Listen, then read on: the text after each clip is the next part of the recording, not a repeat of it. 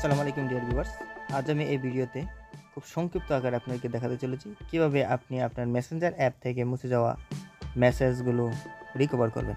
তো চলুন বন্ধুরা, কথা না বলে শুরু করা যাক। সর্বপ্রথম আপনি আপনার অফিসিয়াল ফেসবুক অ্যাপসটি ওপেন করবেন। তারপর আপনার এই যে ডান পাশের উপরে 3 লাইন দেখতে পাচ্ছেন, এখানে একটা ট্যাপ দেবেন। তারপর একটু নিচের দিকে আসবেন এবং আসার পর এখানে দেখবেন যে সেটিংস অ্যান্ড প্রাইভেসি নামে একটা অপশন আছে, এটাতে একটা ট্যাপ দিয়ে দেবেন। তারপর আবার উপরে সেটিংসে একটা ট্যাপ দেবেন। তারপর একটু ওয়েট করুন এবং এই যে প্রথম যে বক্সটা দেখতে পাচ্ছেন মেটা অ্যাকাউন্ট সেন্টার, এখানে একটা ট্যাপ দিয়ে দেবেন। তারপর নিচের দিকে আসবেন এবং এখানে দেখতে পাচ্ছেন ইওর ইনফরমেশন অ্যান্ড পারমিশন, এটাতে একটা ট্যাপ দেবেন। তারপর এই 2 নম্বর যে অপশনটা দেখতে পাচ্ছেন প্রথম বক্সে ডাউনলোড ইওর ইনফরমেশন, এটাতে একটা ট্যাপ দেবেন। এখন আপনার এই যে প্রথম যে অপশনটা দেখতে পাচ্ছেন যে ডাউনলোড অর ট্রান্সফার ইনফরমেশন, এটাতে একটা ট্যাপ দেবেন। তারপর আপনি এখানে প্রথম যে অপশনটা আছে অ্যাভেলেবল ইনফরমেশন, এটাতে একটা ট্যাপ দিয়ে দেবেন। তারপর আবার ডাউনলোড টু ডিভাইস, আমি যেহেতু তথ্যগুলো ডিভাইসে ডাউনলোড করতে চাচ্ছি এই জন্য প্রথম অপশনটা সিলেক্ট করব। তারপর এখানে আপনি কত তারিখে অর্থাৎ আপনি কয় দিনের জন্য ডাটাগুলো রিকভার করতে যাচ্ছেন সেটা আপনি এখানে মেনশন করে দেবেন।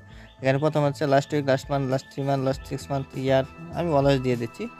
আপনার চাইলে এখানে নিচে এসে আপনি এখানে এডিট অপশনে গিয়ে আপনি এখানে কাস্টমাইজ করে দিতে পারেন।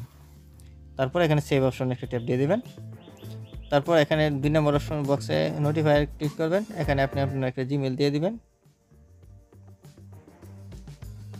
জিমেলটা দিয়ে দেওয়ার পরে এখানে এই জিমেলের আন্ডারে কিন্তু আপনার এই তথ্যগুলো ডাউনলোড হবে। তারপর এখানে ক্রসে চাপ দিয়ে চলে আসবেন। তারপর এখানে ফরম্যাটে যাবেন। এখন এই জায়গায় আপনি HTML-টা সিলেক্ট করে দেবেন, অর্থাৎ HTML-এ আমার এখানে চলে আসবে। নিচেরটা আমার সিলেক্ট করার প্রয়োজন নেই। তারপর নিচের যে মিডিয়া কোয়ালিটি, এটা থেকে ট্যাপ দিয়ে দেবেন। আপনি হাই কোয়ালিটি বা মিডিয়াম বা লো, আমি মিডিয়ামটা দিয়ে দিচ্ছি। আপনি চাইলে আপনার পছন্দ অনুযায়ী কোয়ালিটিটা সিলেক্ট করতে পারেন। তারপর কি করবেন, এই নিচে এসে দেখতে পাচ্ছেন ক্রিয়েট ফাইলস নামে একটা অপশন আছে, এটাতে একটা ট্যাপ দিয়ে দিবেন। আর এইভাবেই কিন্তু আপনার এখানে তথ্যগুলো ডাউনলোড হতে শুরু করবে। যখন তথ্যগুলো ডাউনলোড হয়ে যাবে তখন কিন্তু আপনি এই দেখুন আমার ডাউনলোড হওয়া কিন্তু শুরু হচ্ছে। তো বন্ধুরা, এই ছিল আজকে ভিডিওটি যদি ভালো লেগে থাকে তাহলে অবশ্যই চ্যানেলটি সাবস্ক্রাইব করে বেল আইকনটি বাজিয়ে দিন। আর যারা ফেসবুক থেকে দেখছেন তারা ফেসবুক পেজটি ফলো দিয়ে রাখুন এরকম আরও ইম্পর্টেন্ট ভিডিও পাওয়ার জন্য। ধন্যবাদ সকলকে।